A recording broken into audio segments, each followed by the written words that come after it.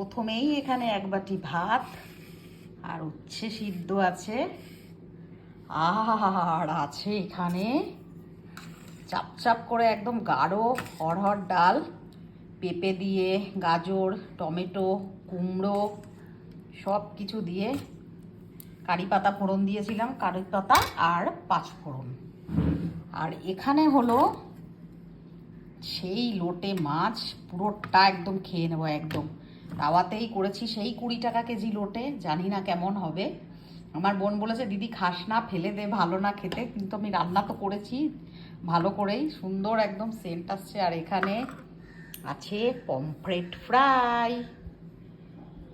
যাতে মানে এক ফোঁটাও আমি তেল দিইনি, এক ফোঁটাও না, খুব সামান্য, মানে মিনিমাম একটা তেল না দিলেই হবে না, পুড়ে যাবে, খুব সামান্য এমনি করে করে দিয়েছি।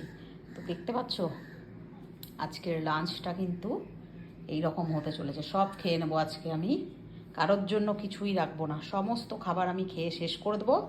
তারপরে চলে যাব সোজা ওপরে, যেখানে গেলে সবাই খুশি হবে সেখানেই চলে যাব আমি। দেখো